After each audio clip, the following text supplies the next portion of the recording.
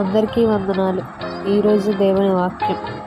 ఎవడునూ తరమకుండానే దుష్టుడు పారిపోవును, నీతిమంతులు సింహము వలె ధైర్యముగా నుందురు.